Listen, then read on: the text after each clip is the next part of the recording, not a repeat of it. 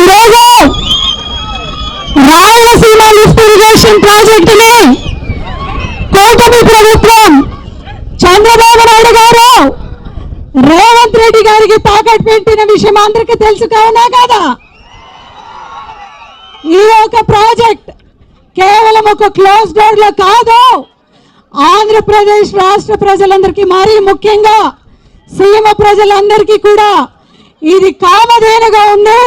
ఖచ్చితంగా ఈ ప్రాజెక్ట్ ని ఎట్టి పరిస్థితిలో కూడా మనము పోరాటం ద్వారా కాపాడుకోవాలి అని జగన్మోహన్ రెడ్డి గారి దృఢ సంకల్పంతో ప్రతి జిల్లాలో కూడా రాయలసీమ లిఫ్ట్ ఇరిగేషన్ ప్రాజెక్ట్ ని ఇలా ఉద్యమ రూపంలో వైఎస్ఆర్సీపీ పార్టీ జగన్మోహన్ రెడ్డి గారి ఆదేశం మేరకు ప్రతి జిల్లాలో చేయడం జరుగుతోంది.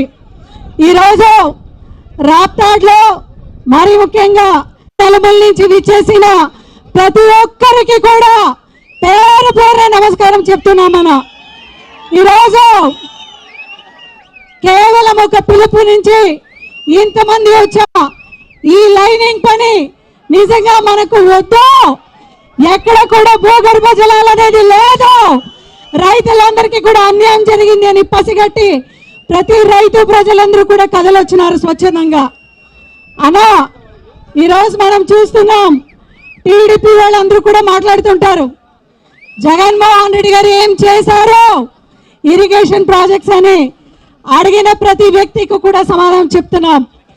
ఆ రోజు అవకాశం వచ్చిన వెంటనే డాక్టర్ రాజశేఖర్ రెడ్డి గారు ముఖ్యమంత్రి అయిన వెంటనే 24-25 టీఎంసీ నుంచి ఇదే జిల్లాకు ఆయన పుణ్యాల వల్ల 84 టీఎంసీ నీళ్ళు వచ్చినది మనం చూసాం. పయ్యాల కేశవ్ గారు మాట్లాడుతూ అన్నారు, ఏం చేశారు జగన్మోహన్ రెడ్డి గారు అని మీరు అడుగుతున్నారు కదా కేశవ్ గారు.